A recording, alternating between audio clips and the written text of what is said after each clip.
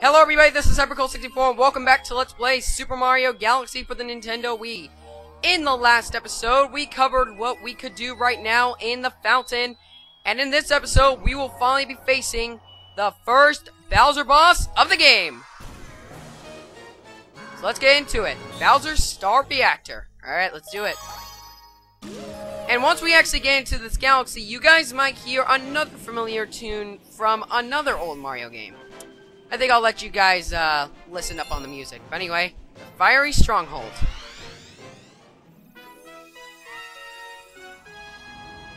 Alright. So I'm just gonna let you guys listen to this music for a little bit.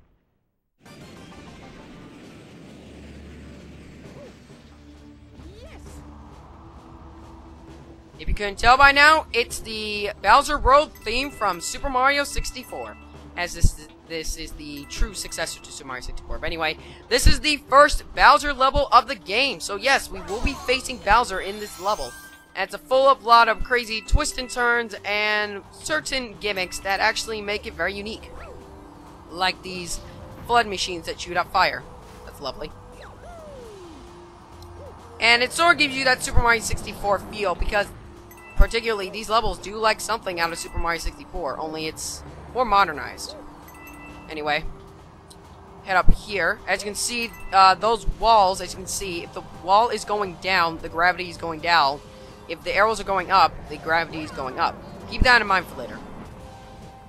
Anyway, this isn't a particularly hard galaxy. You should be able to breeze through this. In fact, we're actually almost done with the galaxy already. Not that hard. Seriously, we are literally almost done with it. But anyway. Head over here, grab a couple coins, and would you look at that? It's our old nemesis Bowser. Shooting out meteors. How he's doing that, I will never know. Anyway, very quickly grab this life shroom just in case, and hurry up here because if you let those platforms crumble under you, you will fall, so be careful. Anyway, head over here, and let the epicness ensue. Wahaha! You finally made it!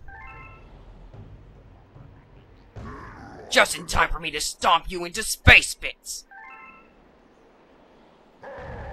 And with incredibly epic music, we start the first Bowser boss of the game. Okay, so for this boss battle, what you basically want to do is, you see those little blue, rumps or bumps hanging out of the, or sticking out of the planet? Basically what you do is you want to make Bowser stomp on them. When he does, his butt will end up, he'll set his butt on fire. Then you want to do is, at the right time, you want to hit his tail, and then hit him again. That's basically the gist of this battle. Every time you get a hit on him, he will get stronger, or he will start unleashing attacks. Like now, he's shooting out fire. As you can see, he's now shooting out more beams. But just keep doing the same strategy, and you should be able to defeat him. These boss battles aren't really particularly difficult if you know what you're doing. These boss battles really aren't that difficult, to be completely honest. Which, even though it's a little bit disappointing, I actually really do like this fight. I think they actually are really cool. And the music is pretty epic, too. Freaking awesome music.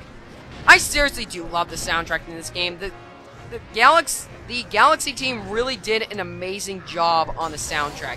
Just sounds incredible. Especially the fact that this was the first Mario game ever to have a fully orchestrated soundtrack. That's just amazing. Anyway, for second phase, you want to have right timing, and whammo! And there we go, guys. That is the end of the first Bowser fight of the game.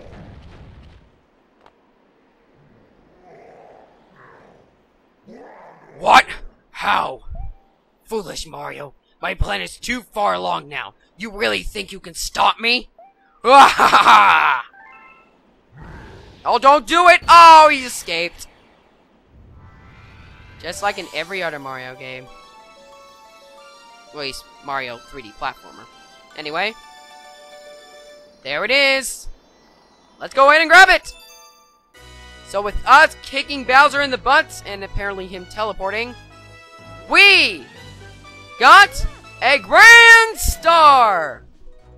Alright, the fountain is complete!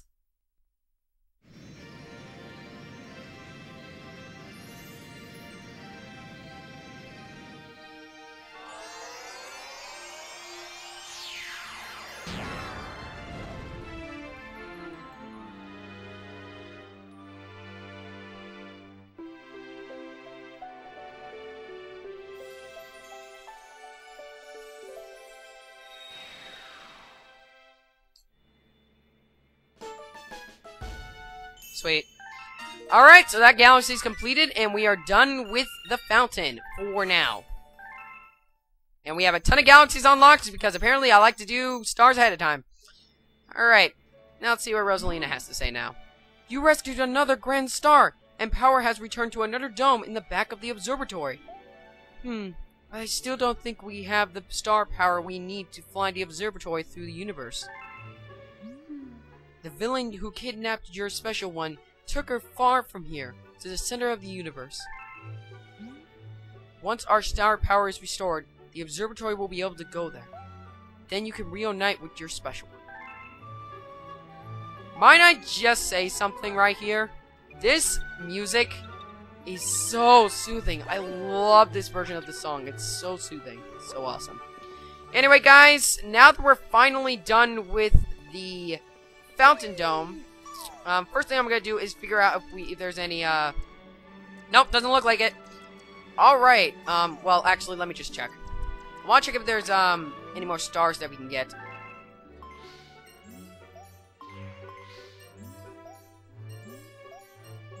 Nope, we're about done. Alright.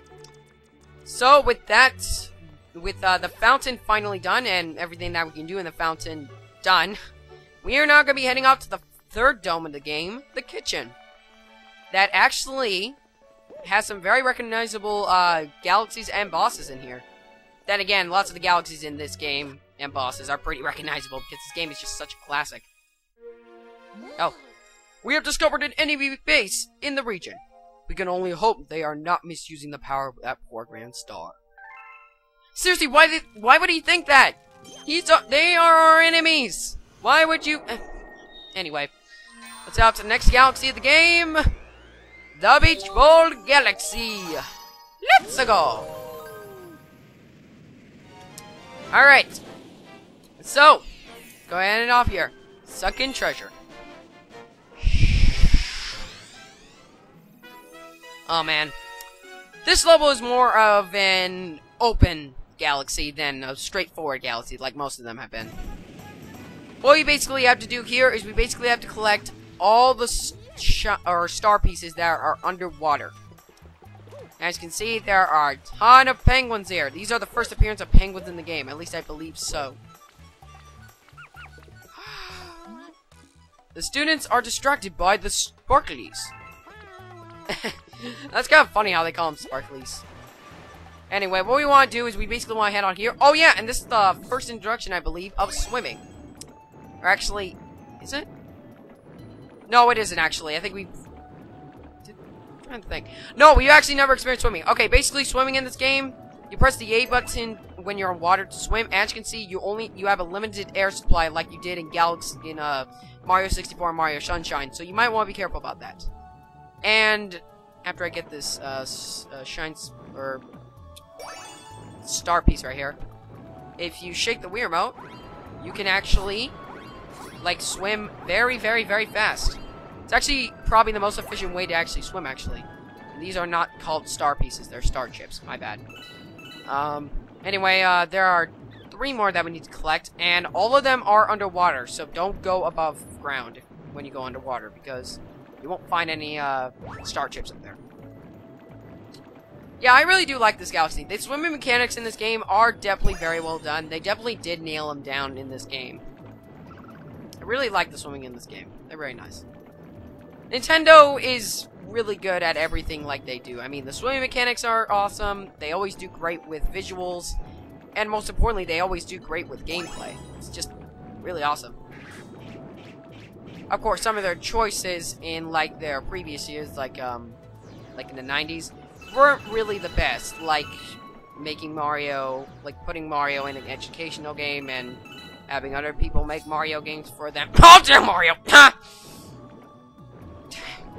I never even played Hotel Mario, so I should be commenting about that, but still. Anyway, there's one more star piece around here. I forgot. Oh, it's in here. It is. And if you press the Z button, you can actually dive down. Alright, so there is a launch star right here, so let's, if I can swim over there. Let's go! Whee! Okay.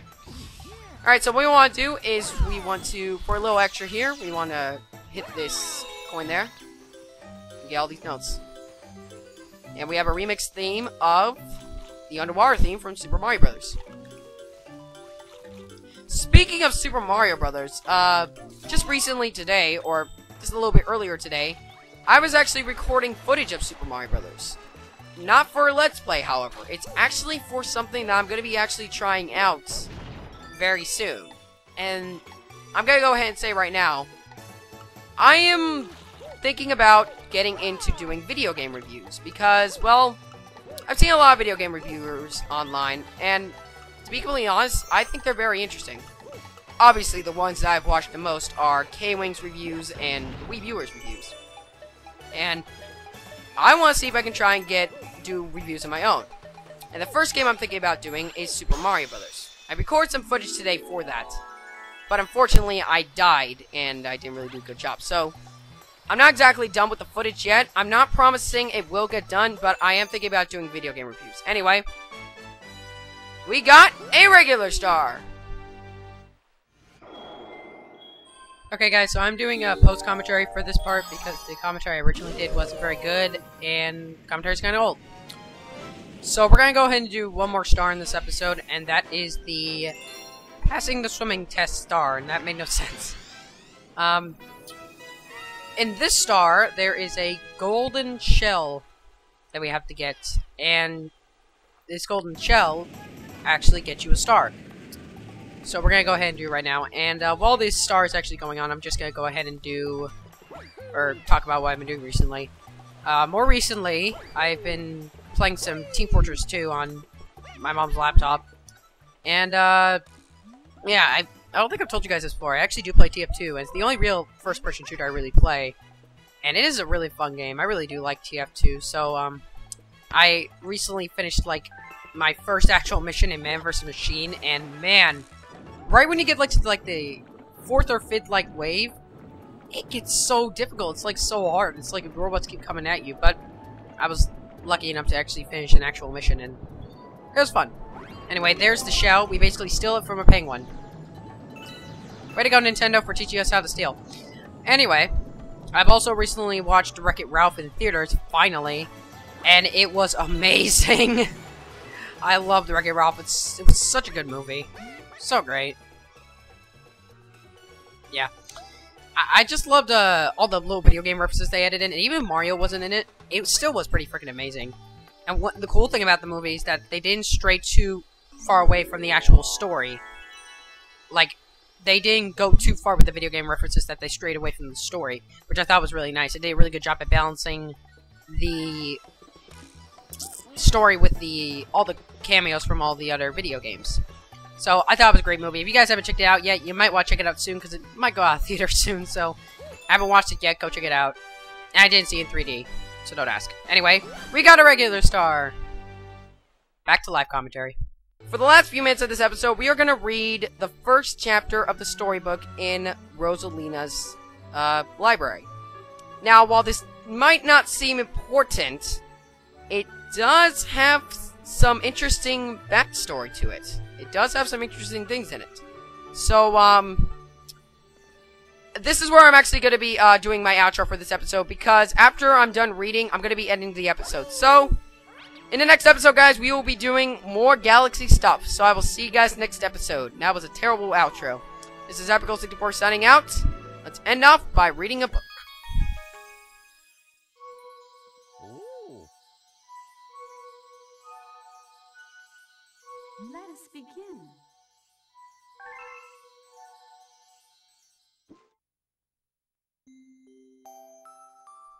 Chapter 1. The Celestial Duo. Our story begins a very, very long time ago with a young girl. One day, this girl spotted a rusted spaceship holding a small star child.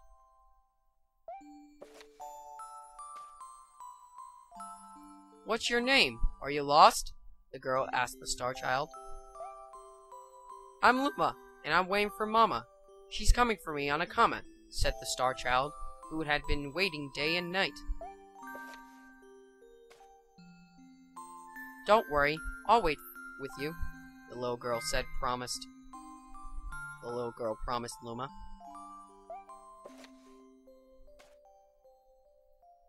At nightfall, the little girl borrowed her father's telescope and peered into the sky. She looked and looked, but she saw nothing.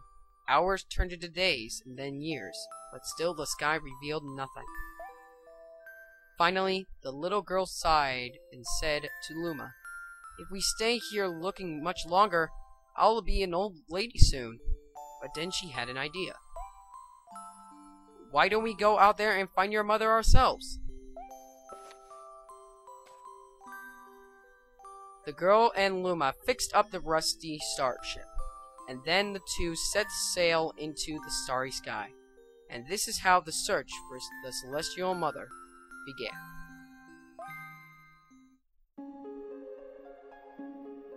Chapter 2: Starbits. Days passed with no sight of the comet, or even a single planet.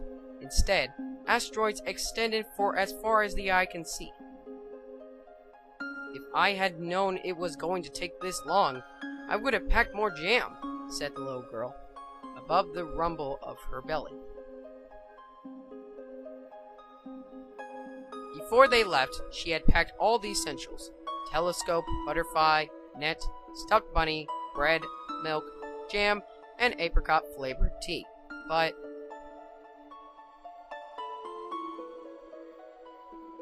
I forgot to bring water! At this, Luma burst into gales of laughter, and the girl began to pout. "As long as I have starbits, I'll be fine," said Luma. "Want some?" The little girl couldn't stay mad after hearing this. Luma continued to laugh, and the girl couldn't help but join in. "Alright, maybe just a nibble." Leaning far out of the sky, the pair began to collect starbits with the girl's net. They almost fell out a few times, but they kept on collecting. The starbits tasted like honey. Chapter 3: The Comet.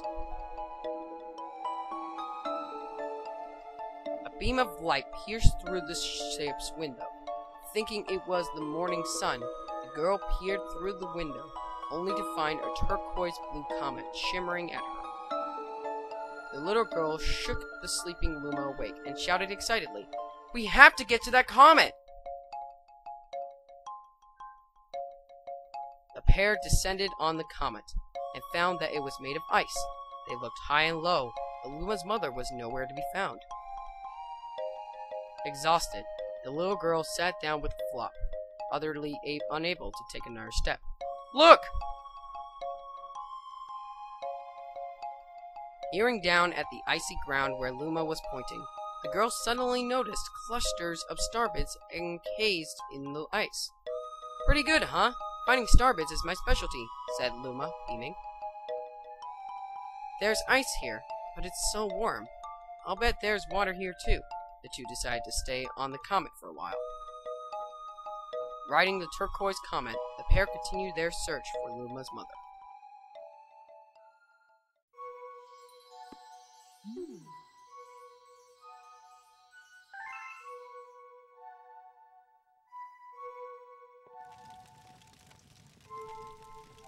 Did that little girl look familiar to you guys? Oh well. Guess it was probably just my imagination. Or was it?